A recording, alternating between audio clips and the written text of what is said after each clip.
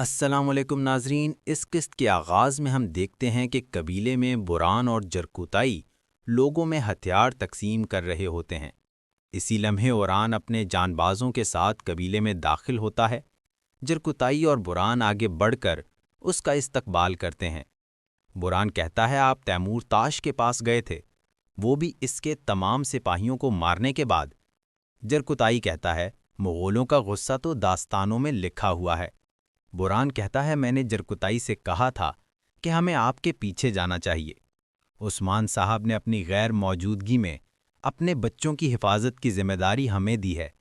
جرکوتائی جواب دیتا ہے میں نے بھی بران صاحب سے کہا تھا کہ اوران سردار اپنی حفاظت خود کر لے گا، لیکن قبیلے کی حفاظت کون کرے گا، اسی لیے میں نے منع کیا۔ اوران پوچھتا ہے سپاہی کہاں ہیں؟ بران کہتا ہے علاؤدین صاحب نے تمام سپاہیوں کو شہنشاہ کے پاس قرارگاہ بھیج دیا ہے۔ یہ سنتے ہی اوران آگے بڑھ جاتا ہے اور سیدھا علاؤدین کے خیمے میں داخل ہوتا ہے۔ علاؤدین پوچھتا ہے بھائی صورتحال کیا ہے؟ اوران غصے میں کہتا ہے تم نے ہمارے سپاہیوں کو بھرسا بھیج دیا۔ علاؤدین کہتا ہے جتنی دیر ہم فتح میں لگائیں گے دشمن اتنا ہی دلیری دکھائے گا، سرداران پریشان ہیں بھائی۔ اوران کہتا ہے دیوان بلاؤ علاؤدین۔ علاؤدین کہتا ہے ابھی تو بلایا تھا۔ اوران کہتا ہے دوبارہ بلاؤ۔ علاؤدین پوچھتا ہے آخر تم کہنا کیا چاہتے ہو؟ تمام سپاہی اور سرداران برسا میں ہیں، صبح سورج نکلتے ہی برسا ہمارا ہوگا انشاءاللہ۔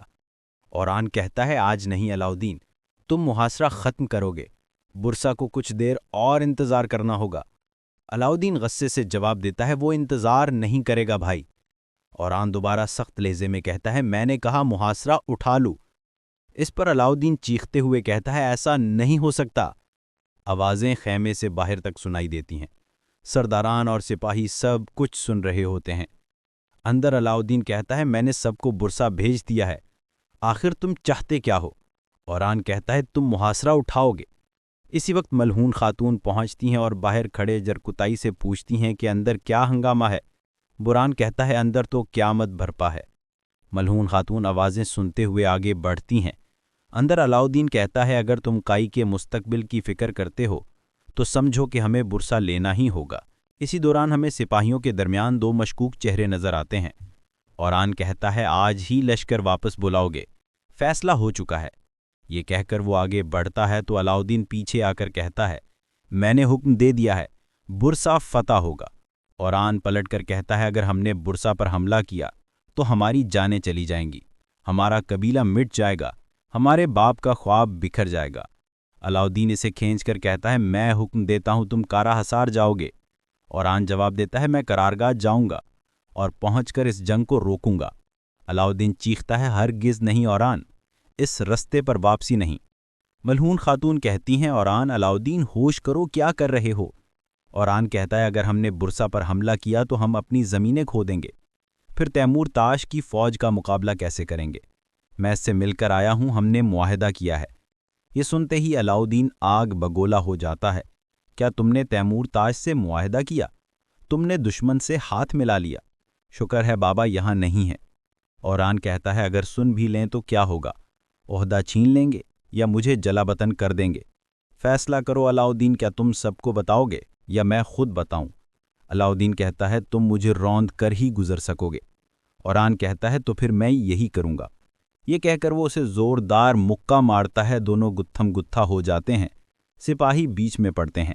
ملہون خاتون چیختی ہیں بس کرو، یہ کیا جنون ہے؟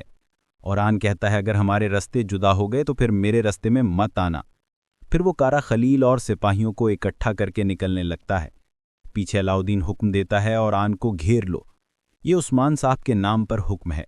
جرکوتائی لاچار ہو کر کہتا ہے سپاہیوں حکم بجا لاؤ۔ سپاہی آگے بڑھ کر اوران کو گھیر لیتے ہیں۔ ملہون خاتون کہتی ہیں بیٹا دوبارہ سوچ لو۔ علاؤدین کہتا ہے میں نے سوچ لیا ہے، اوران کارا حصار جائے گا، اب وہ اس کا نگہبان نہیں رہے گا بلکہ وہاں جلا وطن کیا جاتا ہے۔ اوران حیرت سے کہتا ہے علاؤدین تم کیا کر رہے ہو؟ میری حفاظت کون کرے گا؟ علاؤدین حکم دیتا ہے اوران کی تلواریں لے لو۔ حلیمہ غصے میں اپنی تلوار پھینکتی ہے اور چلی جاتی ہے۔ اوران نیلوفر کو بلا کر اپنے ہتھیار اس کے حوالے کرتا ہے، اس کے جان باز بھی ہتھیار چھوڑ دیتے ہیں۔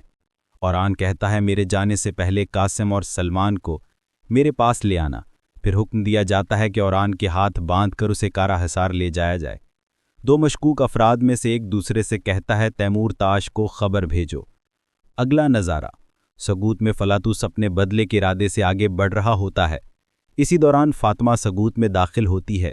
وہ حکم دیتی ہے تیر انداز اپنی جگہ سنبھال لیں، لوہار گرم لوہا تیار رکھیں۔ قبیلے میں قاسم پوچھتا ہے بابا آپ کہاں جا رہے ہیں؟ آپ کے ہاتھ کیوں بندھے ہیں؟ اوران کہتا ہے میں سب ٹھیک کر دوں گا، تم بس اپنی تعلیم پر دھیان دو۔ سلمان پوچھتا ہے ہم آپ سے دوبارہ کب ملیں گے؟ ملہون خاتون دونوں بچوں کو بھیج دیتی ہیں اور کہتی ہیں میرے بیٹے میں پریشان ہوں مگر کچھ کر نہیں سکتی۔ اوران کہتا ہے اللہ کی امان میں رہو ماں۔ اوران اپنے ساتھیوں کے ساتھ روانہ ہونے لگتا ہے۔ وہ لمحہ یاد کرتا ہے جب اس نے علاؤدین سے کہا تھا کیا تم مجھ پر بھروسہ کرتے ہو؟ علاؤدین نے کہا تھا ہاں ضرور کرتا ہوں۔ اوران نے کہا تھا پھر ایک کام کرو، مجھے قبیلے سے نکال دو۔ اوران یہ یاد کر کے مسکرا دیتا ہے اور قبیلے سے روانہ ہو جاتا ہے۔ اگلا منظر، تیمور تاش اپنے کمانڈر سے اطلاع سنتا ہے کہ علاؤدین نے اوران کو جلا وطن کر دیا۔ یہ سنتے ہی وہ کھڑا ہو کر کہتا ہے اب تلواریں بولیں گی، علاؤدین اور شہنشاہ مجھ سے رحم کی بھیک مانگیں گے، میں کائی قبیلے کو آخری جنگ دکھاؤں گا۔ آخر میں جرکوتائی فیصلہ دکھانا پہنچ کر عثمان صاحب کو حالات سے آگاہ کرتا ہے۔ عثمان صاحب کہتے ہیں میں دیکھوں گا مگر میں انہیں نہیں روکوں گا، جو میرے بعد سردار بننا چاہتا ہے اسے خود کو ثابت کرنا ہوگا۔ جرکوتائی اوران کو اکیلا نہ چھوڑو، مجھے ہر لمحے اطلاع دو۔ اسی جگہ پر قسط ختم ہوتی ہے۔ ناظرین یہ تھی پوری قسط، ویڈیو کو لائک کریں، چینل کو سبسکرائب کریں اور بیل آئیکن ضرور دبائیں تاکہ نئی اپڈیٹس آپ تک پہنچتی رہیں۔ دعاؤں میں یاد رکھیے گا۔ اللہ حافظ۔